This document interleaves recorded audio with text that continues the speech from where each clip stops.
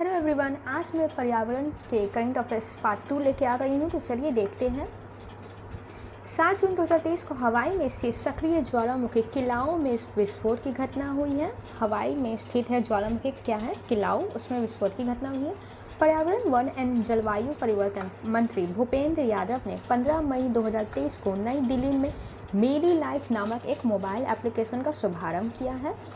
यह ऐप पर्यावरण को बचाने के लिए नागरिकों, विशेषकर युवाओं की शक्ति को प्रदर्शित करेगा। ठीक है। यूरोपीय संघ यानी यूरोपीय यूनियन ने ग्रीन हाउस गैसों के उत्सर्जन को कम करने के लिए फिट फॉर 55 नामक एक व्यापक जलवायु कार्य योजना की पेश की है। इसका उद्देश्य 2030 तक शुद्ध ग्रीन हाउस गैस उत्सर्जन को कम से कम तक 50% तक लाना है। ठीक है। ये बहुत इंपॉर्टेंट क्वेश्चन है, इसको ध्यान से देखिएगा। यूरोपियन यूनियन ने ग्रीन हाउस गैसों के उत्सर्जन को कम करने के लिए फिट फॉर 55 नामक एक जलवायु कार्य योजना पेश की है। ठीक है। इसका उद्देश्य क्या है? 2030 तक शुद्ध ग्रीन हाउस गैस उत्सर्जन को कम से कम 50% तक करना है। ओके। ब्रिटेन के प्रधानमंत्री ऋषि सुनक ने ब्राज़ील के अमेजॉन फंड में $101 मिलियन से अधिक का योगदान देने की घोषणा की है, जो दक्षिण अमेरिकी वर्षा वन में वनों की कटाई को रोकने का प्रयास करेगी। ये किसके? दक्षिण अमेरिकी जो वर्षा वन है उसकी कटाई को रोकने का प्रयास करेगी। और ब्रिटेन के प्रधानमंत्री कौन है? तो ये है ऋषि सुनक। संस्था UN economic and social commission for Asia and the Pacific ESCAP ने हाल ही में रेस टू नेट जीरो शीर्षक से एक रिपोर्ट जारी की है। संस्था है UN, United nation economic and social commission for Asia and the Pacific ने हाल ही में रेस टू नेट जीरो शीर्षक से एक रिपोर्ट जारी की है। मई 2023 में UNEP द्वारा turning of the tap, how the world can and plastic pollution and create a circular economy शीर्षक से एक रिपोर्ट जारी की है। UNEP ने यानी United Nation Environment Programme, UNEP का कई बार इस टाइप का फुल फॉर्म पूछ लिए जाते हैं। इस टाइप के जितनी संस्था हैं, यूनाइटेड नेशन इन्वायरमेंट प्रोग्राम द्वारा turning of the tap, how the world can and plastic pollution and create circular economy शीर्षक से एक रिपोर्ट जारी की है। राष्ट्रीय बाघ संरक्षण प्राधिकरण NTCA ने हाल ही में यह घोषणा की कि अरुणाचल प्रदेश में दिबांग वन्यजीव अभयारण्य दिहांग वन्यजीव अभयारण्य को जल्द ही बाघ अभयारण्य के रूप में अधिसूचित किया जाएगा। ठीक है। अरुणाचल प्रदेश में दिहांग वन्यजीव अभयारण्य है, उसको क्या बनाया जाएगा? टाइगर रिजर्व बनाया जाएगा। ठीक है। बाघ अभयारण्य के रूप में अधिसूचित किया जाएगा। इस कदम में ईदू मिस्मिक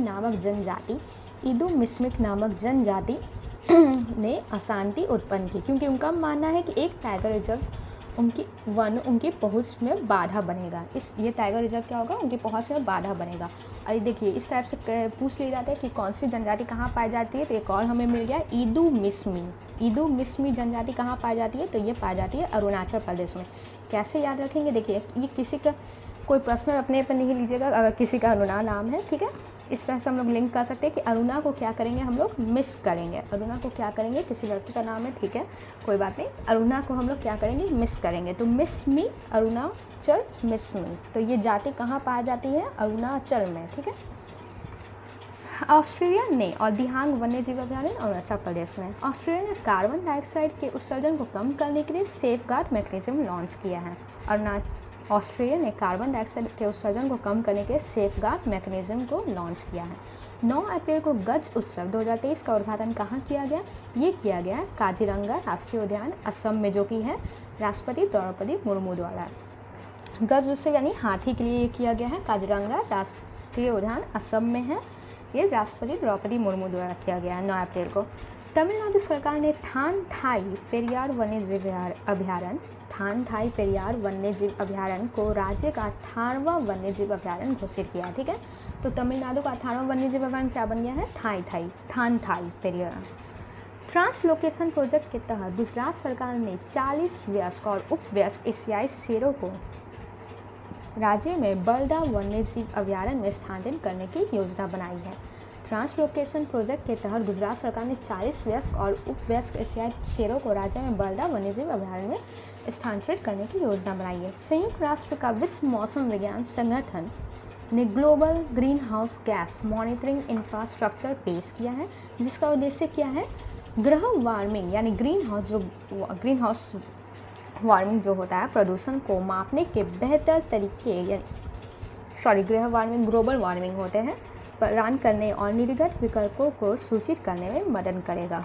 ठीक है, मौसम विज्ञान संगठन ने global green house gas monitoring infrastructure पेश किया, जिसका उद्देश्य क्या है, ग्लोबल वार्मिंग प्रदूषण को मापने के बेहतर तरीके प्रदान करना। भारत में बड़ी बिल्लियों की रक्षा के लिए अपने नेतृत्व में एक मेगा वैश्विक गठबंधन शुरू करने और $100 मिलियन की गारंटीकृत धनराशि के साथ 5 वर्षों में समर्थन का आश्वासन दिया है। प्रस्तावित International Big Cat Alliance IBCA 7 बड़ी बिल्लियाँ बाघ, शेर, तेंदुआ, हिम तेंदुआ, प्यूमा, जगुआर और चीता के संरक्षण और पुनर्वास को दिशा में काम करेगा। ठीक है, ये देखिए ये थोड़ा वन लाइनर में नहीं है, थोड़ा डिस्क्रिप्टिव में है, कई बार डिटेल थोड़ा पता होना चाहिए करंट का। ठीक है, भारत ने बड़ी बिल्लियों की रक्षा के लिए अपने नेतृत्व में एक मेगा वैश्विक गठबंधन शुरू किया है। ठीक है, उसके लिए क्या किया है, तो $100 मिलियन की गारंटीकृत धनराशि के साथ 5 वर्षों में समर्थन का आश्वासन दिया है। ठीक है, प्रस्तावित International Big Cat Alliance IBCA 7 बड़ी बिल्लियाँ में कौन कौन आते हैं, तो बाघ यानी टाइगर, लायन, तेंदुआ यानी लियोपार्ड, हिम तेंदुआ, स्नो लियोपार्ड, प्यूमा, जगुआर और चीता के संरक्षण और पुनर्वास की दिशा में काम करेगा। अंतर्राष्ट्रीय ऊर्जा एजेंसी द्वारा जारी CO2 एमिशन इन 2022 रिपोर्ट के अनुसार 2022 में वैश्विक ऊर्जा संबंधी CO2 उत्सर्जन में 1% से भी कम की वृद्धि हुई है। अंतर्राष्ट्रीय ऊर्जा एजेंसी द्वारा जारी CO2 एमिशन इन 2022 रिपोर्ट के अनुसार 2022 में वैश्विक ऊर्जा संबंधी CO2 उत्सर्जन में 1% से भी कमी की वृद्धि हुई है। ठीक है, अमृत धरोहर योजना का उद्देश्य आर्द्र भूमि के इष्टतम उपयोग को बढ़ावा देकर संरक्षण करना है। अमृत धरोहर योजना का उद्देश्य आर्द्र भूमि के इष्टतम उपयोग को संरक्षण देकर उनका संरक्षण करना है। मिस्टी योजना का मुख्य उद्देश्य समुद्र तट के किनारे मैंग्रोव वृक्षारोपण करना है। देश के तटीय इलाकों में मैंग्रोव के पौधे रोपे जाएंगे। ठीक है, मिस्टी ये याद रखिएगा किस लिए है, तो ये है आपका मैंग्रोव के वृक्षारोपण के लिए। ठीक है, केंद्र सरकार ने गुजरात में एक क्षेत्र गिर में एशियाई शेरों के संरक्षण के लिए Lion Act 47 vision for Amrit कार योजना का अनावरण किया है। केंद्र सरकार ने गुजरात में गिर क्षेत्र यानी जो वहाँ का जो गिर ये नेशनल पार्क है, एशियाई शेरों के संरक्षण के Lion Act 47 vision for Amrit कार योजना का अनावरण किया।